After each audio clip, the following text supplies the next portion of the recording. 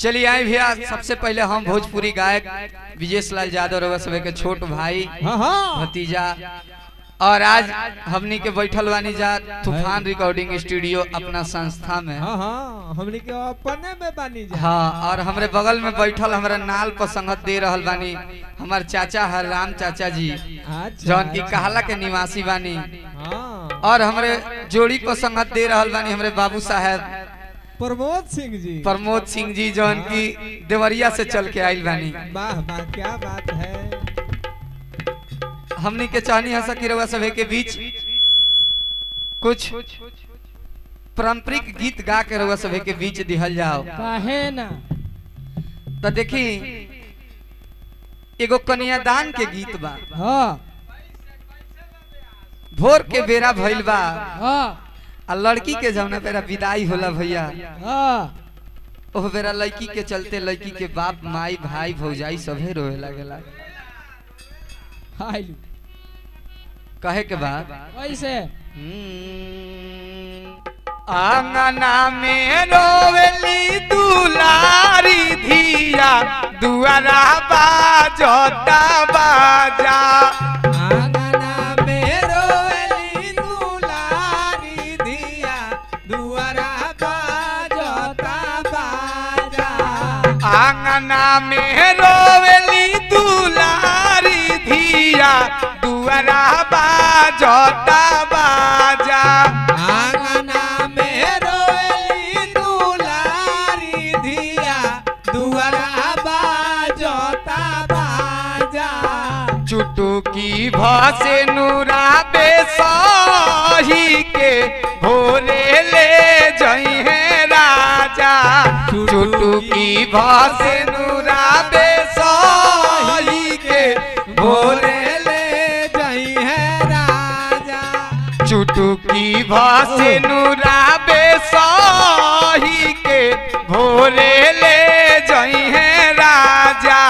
चुटुकी भासे नूरा बेसाही के भोरे ले जइहे राजा।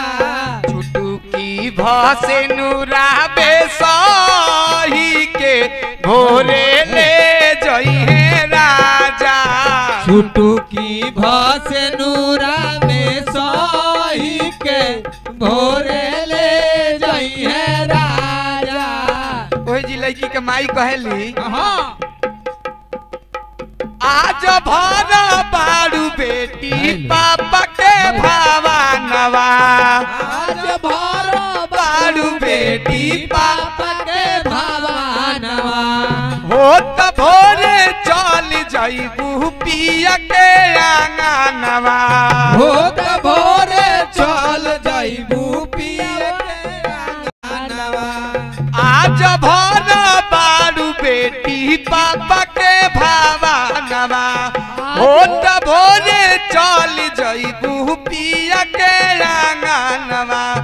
माई रोवेली बेटी कही कही के हमके छोड़ी के ना जा। चुटुकी भासे नूरा बेसाही के भोरे ले जइहे राजा।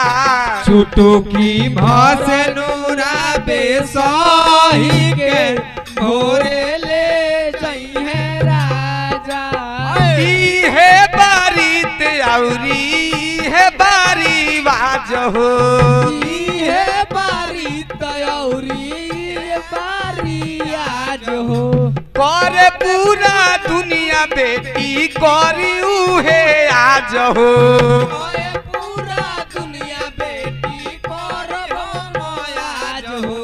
करे पूरा दुनिया बेटी करी हम आज हो। पूरा दुनिया बेटी करी हम आज हो। पापा रोवेल बेटी कही कही के हमके छोड़ी के ना जा। कही कही के हमके छोड़ी के ना जा। चुटुकी भासे नूरा बेसाही के भोरे ले जइहे राजा। बेसही के भोरे ले जाई हे राजा चुटुकी भसे नूरा बेसही के भोरे ले जाई हे राजा चुटुकी भसे नूरा बेसही के भोरे ले जाई है राजा चुटुकी भसे नूरा बेसही